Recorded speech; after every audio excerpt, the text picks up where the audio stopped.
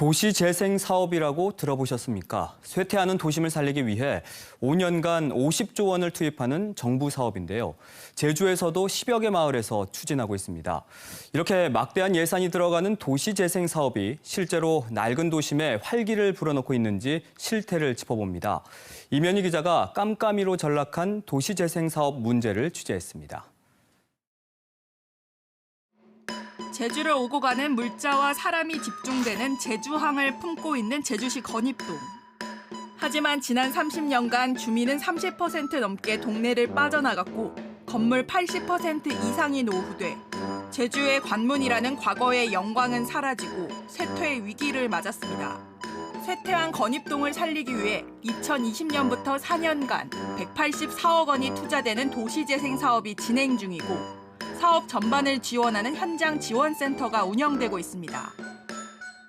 주민 2천여 가구가 살고 있는 이곳 건입동의 도시재생 사업은 내년이면 끝이 나는데요. 원대했던 목표대로 사업이 추진됐는지 살펴봤습니다.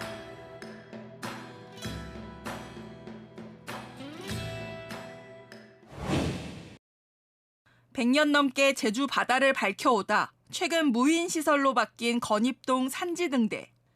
등대지기가 써오던 빈 사무실은 카페와 전시 공간으로 탈바꿈했습니다. 제주해양수산관리단과 협약을 맺어 건입동 도시재생을 위해 만든 복합 문화공간입니다. 등대 공간 활용을 위한 용역에만 도시재생 사업비 5천만 원이 투입됐습니다.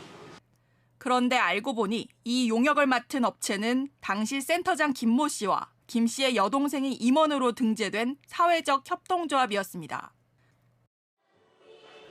경쟁 입찰 없이 수의 계약을 맺고 센터장이 자신이 만든 협동조합에 셀프 용역을 맡긴 겁니다. 수익 사업인 카페를 포함한 산지등대 사업 운영권도 전 센터장 김모 씨가 현재 이사장으로 있는 임의단체가 갖고 있습니다. 전 센터장이 이끄는 단체가 도시재생 예산으로 만든 카페를 사실상 운영하고 있는 겁니다. 지역 주민들은 카페 운영에 도시재생 사업비가 투입된 사실도 뒤늦게 알았다며 분개하고 있습니다.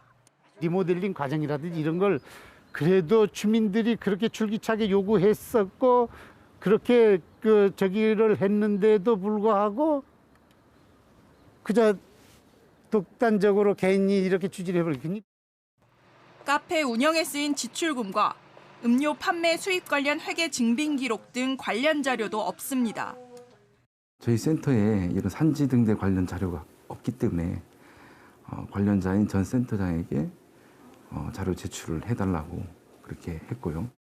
도시재생 사업은 국토교통부 승인을 받은 활성화 구역 내에서 사업을 추진해야 하는데 건입동 센터는 산지 등대 사업이 해당 구역을 벗어났음에도 행정기관과 협의 없이 진행했습니다.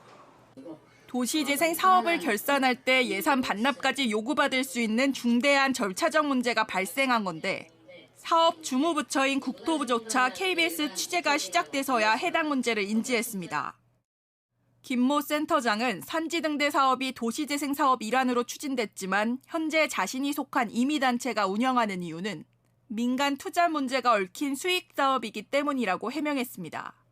또 해당 사업이 도시재생 활성화 구역을 벗어난 것은 맞지만 관련 규정 위반 없도록 용역비를 집행했으며 자신이 설립한 협동조합에 용역을 맡긴 이유는 예산이 턱없이 부족했기 때문이라고 밝혔습니다.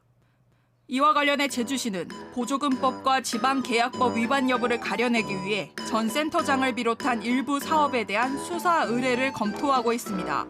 KBS 뉴스 임현희입니다.